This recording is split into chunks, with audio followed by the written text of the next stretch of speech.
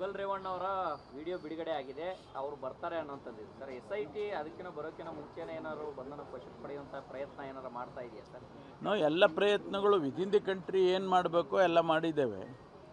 ಈಗಾಗಲೇ ಕೇಂದ್ರ ಸರ್ಕಾರಕ್ಕೆ ಬರೆದಿರ್ತಕ್ಕಂಥದ್ದು, ಆಮೇಲೆ ವಾರಂಟ್ ತೆಗೆದುಕೊಂಡು ಅದನ್ನು ಕೂಡ ಕೇಂದ್ರ ಸರ್ಕಾರಕ್ಕೆ ಮಿನಿಸ್ಟ್ರಿ ಆಫ್ ಹೋಮ್ ಅವ್ರಿಗೆ ತಿಳಿಸಿರೋವಂಥದ್ದು, ಎಕ್ಸ್ಟರ್ನಲ್ ಅಫೇರ್ಸ್ಗೆ ಇದೆಲ್ಲ ಮಾಡಿದ್ದೇವೆ. ಆಮೇಲೆ ತಮ್ಗೆ ಗೊತ್ತಿದ್ದಾಗೆ ಬ್ಲೂ ಕಾರ್ನರ್ ನೋಟಿಸ್ ಇಶ್ಯೂ ಆಗಿದೆ. ಅವರು ಬರದೇ ಹೋದರೆ ಅವರ ಲೊಕೇಶನ್ ತಿಳ್ಕೊಂಡು ಇಂಟರ್ಪೋಲ್ನವರು ಇಂಟರ್ಫಿಯರ್ ಆಗ್ತಾರೆ ಅಂತ ಎಲ್ಲ ನಡೀತಾ ಇತ್ತು. ಈ ಸಂದರ್ಭದಲ್ಲಿ ಅವರು ನಾನು ವಾಪಸ್ ಬರ್ತೇನೆ ಅಂತ ಹೇಳಿ ಏನು ವಿಡಿಯೋ ಮೂಲಕ ತಿಳಿಸಿದ್ದಾರೆ.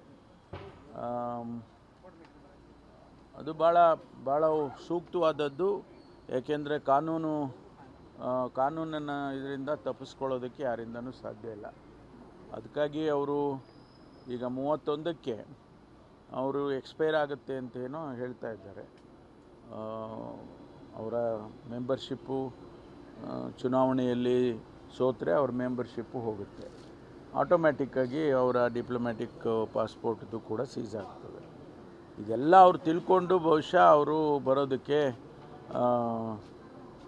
ಯೋಚನೆ ಮಾಡಿದ್ದಾರೆ ಅಂತ ತಿಳ್ಕೊಳ್ತೀನಿ ನಾನು. ಅವರು ವಿಡಿಯೋದಲ್ಲಿ ಒಂದು ಆರೋಪ ಮಾಡಿದ್ದಾರೆ ಸರ್, ನನ್ನ ವಿರುದ್ಧ ಕಾಂಗ್ರೆಸ್ ಒಂದು ಪಿತೂರಿ ಮಾಡಿತು ಅನ್ನೋಂಥ ಆರೋಪ ಮಾಡಿ. ರಾಹುಲ್ ಗಾಂಧಿ, ಮಲ್ಲಿಕಾರ್ಜುನ್ ಖರ್ಗೆ ಅವರೆಲ್ಲ ಹೇಳಿಕೆಗಳನ್ನ ಕೊಟ್ಟರು, ನಾನು ಐಸೋಲೇಷನ್ಗೆ ಹೋದೆ ಅಂತ ಹೇಳಿದ್ದಾರೆ.